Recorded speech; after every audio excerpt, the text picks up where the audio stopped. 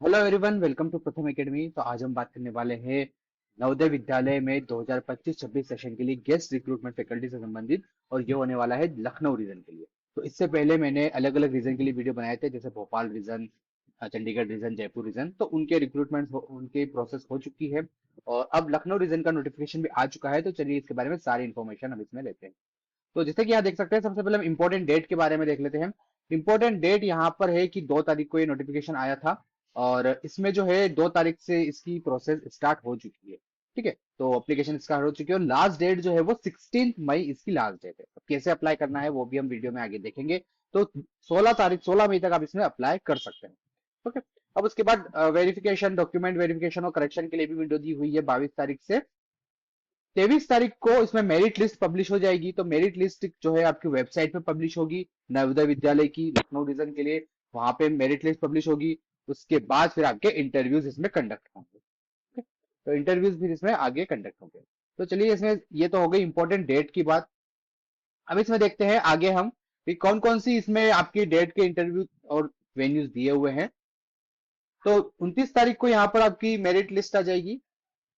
Final merit list है वो 29 मई को पब्लिश हो जाएगी। जैसे 23 मई को मेरिट लिस्ट पब्लिश होगी, उसके बाद अगर किसी को ऑब्जेक्शन करना है तो 5 डेज का उसमें टाइम है। 29 को फाइनल मेरिट लिस्ट पब्लिश हो जाएगी, जिनको इंटरव्यू के लिए कॉल किया जाएगा। तो उसके बाद फिर इंटरव्यूज का यहाँ पर वेन्यू दिया हुआ है, क्योंकि ये लखनऊ रीजन के लिए है, मतलब उत्तर प्रदेश और उत्तराखंड दो इसमें स्टेट्स इंक्लूड है। तो यहाँ पर आप आपके सब्जेक्ट वाइज देख सकते हैं कि आपका इंटरव्यू कहाँ पर कंडक्ट होगा। जैसे अगर आप PGT computer science, physics, chemistry, history, geography, economics या कॉमर्स के लिए अप्लाई कर रहे हैं, तो आपका इंटरव्यू जेएनवी बरेली में कंडक्ट किया जाएगा। उस तरीके से सारे इंटरव्यूज यहाँ पर सब्जेक्ट वाइज दिए हुए हैं। तो यह हो गई इंपॉर्टेंट डेट की बात और ये और वेन्यू की बात कि कहां पर इसके इंटरव्यूज कंडक्ट किए जाएंगे। अब हम बात करते हैं आगे कि इसमें ये कॉन्ट्रैक्ट बेस्ड है। तो 2025-26 के लिए इसमें पूरा रिक्रूटमेंट होगा सैलरी वाइज, यहाँ पर जैसा कि बाकी जेएनवी में होता है पीजीटी के लिए और टीजीटी के लिए यहाँ पर सैलरी दी हुई है। तो 2025-26 के लिए गेस्ट फैकल्टी के लिए ये रिक्रूटमेंट है। अब हम बात करते हैं सबसे पहले क्वालिफिकेशन की कि इसमें आपको कौन कौन अप्लाई कर सकते हैं। तो ये जो पीजीटी और टीजीटी के लिए वैकेंसी है, तो पीजीटी के लिए इसमें क्वालिफिकेशन जो बाकी जेएनवी में भी होता है कि आपके पास पोस्ट ग्रेजुएशन की डिग्री होना चाहिए, प्लस बीएड आपका कंप्लीट होना चाहिए। ठीक है, एटलीस्ट 50% के साथ आपका बीएड कंप्लीट होना चाहिए। रनिंग इसमें नहीं चलता है, कंप्लीट होना चाहिए आपका मास्टर डिग्री और आपका बीएड कंप्लीट होना चाहिए। ठीक है, अब एक और इसमें इंफॉर्मेशन है कि मास्टर डिग्री में आपका वही सब्जेक्ट होना चाहिए जो आपने ग्रेजुएशन में किया है, क्योंकि ये रिसेंटली चेंजेस हुए थे। सिर्फ हिंदी और इंग्लिश लैंग्वेज को छोड़ दे तो उसमें ये रिक्वायरमेंट नहीं है, लेकिन बाकी सब्जेक्ट्स में पीजीटी में रिक्वायरमेंट है। जैसे अगर आप फिजिक्स में अप्लाई करना चाहते हैं तो सेम आपने फिजिक्स अंडर ग्रेजुएशन में भी आपने पढ़ा हो, ये कंपलसरी है। तो ये सारी क्वालिफिकेशन आप देख सकते हैं, इसकी लिंक चैनल पे अवेलेबल है जो आप डिस्क्रिप्शन से डाउनलोड कर सकते हैं। ओके, तो ये हो गई आपकी इंपॉर्टेंट क्वालिफिकेशन और ये डिजायरेबल क्वालिफिकेशन है, मतलब कि एक्सपीरियंस मैटर करता है इंटरव्यू में, पर ये कंपलसरी नहीं है। लाइक जैसे अगर आपने टीजीटी में अगर इसे वर्क किया है या आपने रेजिडेंशियल स्कूल में वर्क किया है, आपके पास कंप्यूटर का वर्किंग नॉलेज है, तो ये आपको एडिशनली हेल्प करेगा इंटरव्यू। ठीक है, अब हम बात करते हैं।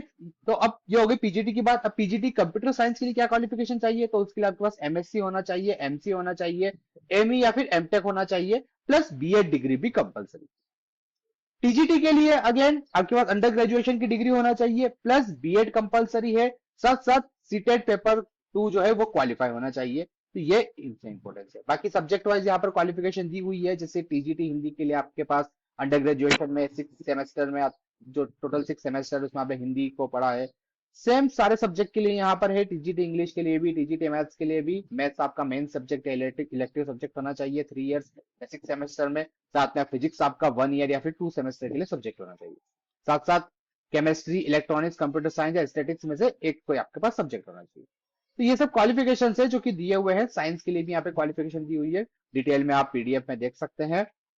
सोशल साइंस के लिए भी आपके पास हिस्ट्री, ज्योग्राफी, इकोनॉमिक्स या पॉलिटिकल साइंस, इनमें से कोई 2 सब्जेक्ट्स आपने ग्रेजुएशन लेवल में पढ़े हैं, तो ये आपके पास क्वालिफिकेशन है। ठीक है, बाकी सारे सब्जेक्ट के लिए हैं। कंप्यूटर साइंस के लिए आपके पास बैचलर डिग्री होना चाहिए, मीन्स बीसीए, या फिर आपके पास बीटेक होना चाहिए, साथ में बीएड भी होना चाहिए।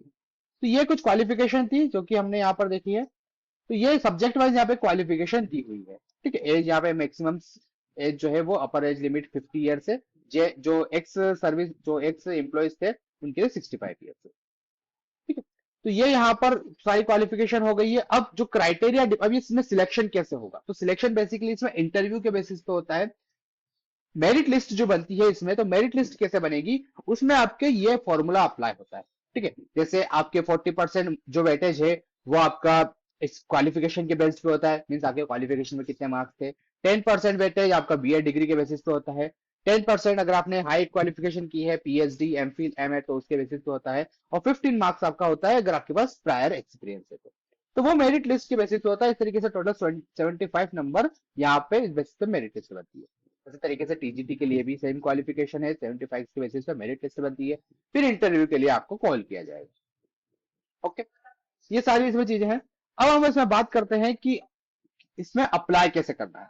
तो अप्लाई करने की जो लिंक है वो डायरेक्ट आपको डिस्क्रिप्शन में अवेलेबल है, वहां से आप डायरेक्ट उस पर क्लिक करके अप्लाई कर सकते हैं। तो ये पूरा जैसे आप लिंक पे क्लिक करेंगे, या फिर ये लिंक आपको चैनल पे भी मिल जाएगी, डिस्क्रिप्शन बॉक्स में भी मिल जाएगी, अप्लाई लिंक करके, तो वहां से आप ओपन करेंगे तो ये पेज आपके सामने ओपन हो जाएगा।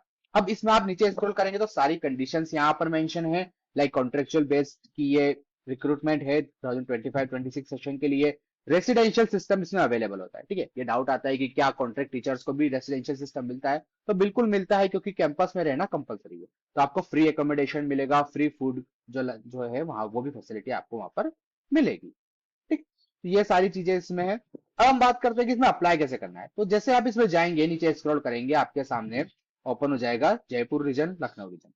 तो जयपुर रीजन के लिए तो विंडो क्लोज हो चुकी है, क्योंकि 24 अप्रैल तक इसमें अप्लाई करना था। अब लखनऊ रीजन के लिए विंडो एक्टिव है। तो लखनऊ रीजन के लिए जैसे देख सकते हैं 2 फरवरी से 16 फरवरी तक आप अप्लाई कर सकते हैं। ओके, तो इसमें आपको लखनऊ रीजन के लिए आप क्लिक कर सकते हैं। जैसे आप इसमें लखनऊ रीजन के लिए क्लिक करेंगे, आपके सामने एक पीडीएफ ओपन हो जाएगी, ठीक है, जिसपे आप इंस्ट्रक्शन रीड कर सकते हैं। अब आपको यहाँ पर नीचे जाना है, यहाँ पे आई एक्सेप्ट द अंडरटेकिंग, इस पे क्लिक करेंगे, proceed to apply. Proceed to apply के करने के आपके सामने एक नया विंडो ओपन हो जाएगा।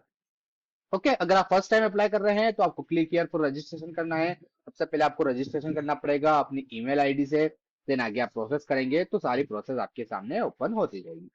तो इस तरीके से आपको लखनऊ रीजन के लिए जेएनवी में अगर आप अप्लाई करना चाहते हैं, दैट मीन्स उत्तर प्रदेश उत्तराखंड के स्कूल में अप्लाई करना चाहते हैं, तो 16 मई तक लास्ट डेट है। क्वालिफिकेशन भी हमने डिस्कस कर ली है। इसके अलावा कुछ भी अगर आपके पास डाउट है तो आप कमेंट बॉक्स में या फिर टेलीग्राम पर मुझसे पूछ सकते हैं। Thank you.